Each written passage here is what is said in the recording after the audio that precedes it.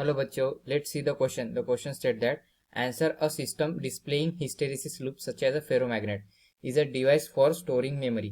Explain the meaning of this statement.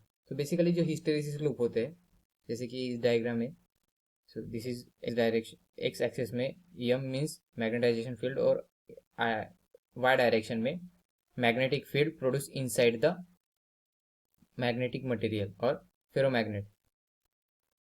तो basically हमें यहाँ पर ये बताना है कि हिस्टैरिसीस लूप फॉर्म होता है जो so that can be use as a storing memory, that can be use as a device for storing memory.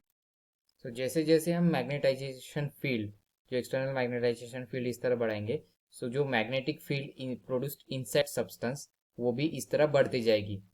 सो वो बढ़ेगी कब तक, जब तक सैचुरेशन पॉइंट नहीं आ जाता. इट मीन्स दैट ऑल जो डोमेन है in the direction of magnetic field align नहीं हो जाते, तब तक वो बढ़ती रहेगी. और जब अलाइन होंगे तब वो कितना भी मैग्नेटाइजेशन फील्ड हम बढ़ाएंगे तो वो नहीं बढ़ेगी.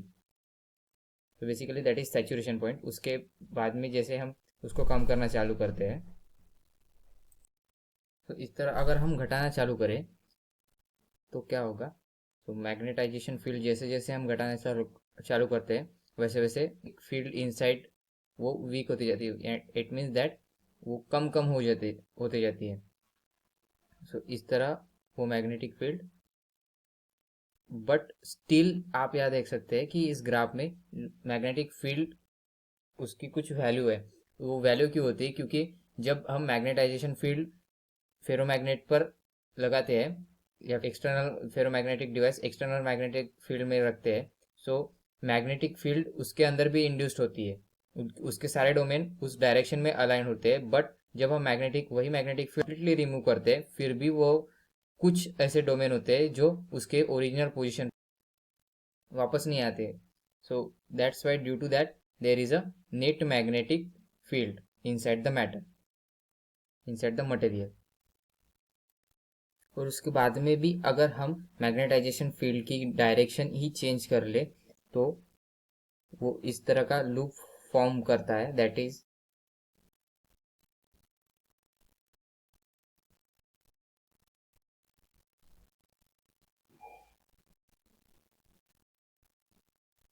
इस पॉइंट पर भी सैचुरेशन पॉइंट होता है और तो इस तरह का लूप फॉर्म करता है जब हम मैग्नेटाइजेशन अपोजिट डायरेक्शन में भी देते हैं, जीरो से लेकर opposite. So this is known as hysteresis loop. So for the particular specimen के लिए वो फिक्स होता है. तो hysteresis loop, this is plus M minus M. तो इट्स वैल्यू जो magnetisation curve is not just a single function, बस function of the field. और इसकी जो वैल्यू होती है वो दो इस पे डिपेंड होती है, यानी कि history of the magnetisation and magnetisation field. So जो मैग्नेटाइजेशन ऑफ फेरोमैग्नेटिक मटेरियल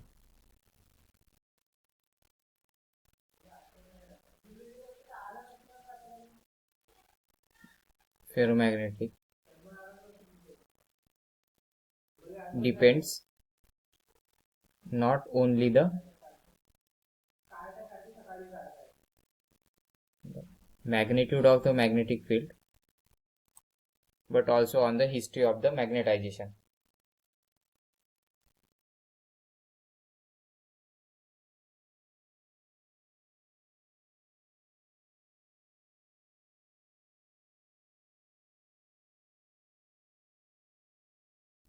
तो जो मैग्नेटाइजेशन की वैल्यू होती है वो पर्टिकुलर कुछ इंफॉर्मेशन बिट का डेटा स्टोर करने के लिए हम इस्तेमाल कर सकते हैं.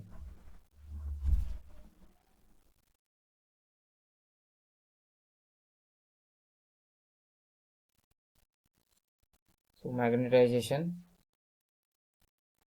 can be used to store the data in the form of bit. तो बिट में अगर होता तो हम बिट में अगर हो तो हम उसे मैग्नेटाइजेशन कर्व के अनुसार स्टोर कर सकते हैं. जो मॉडर्न कंप्यूटर में फेराइट यूज, जो सिरेमिक यूज किया जाता है, वो भी एक तरह का फेराइट है for storing data.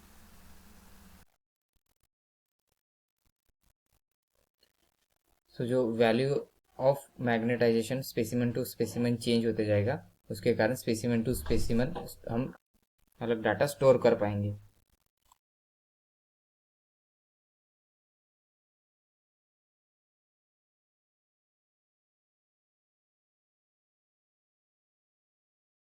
So this is the explanation of the given statement. So आशा करता हूँ आपको सोल्यूशन समझ में आएगा।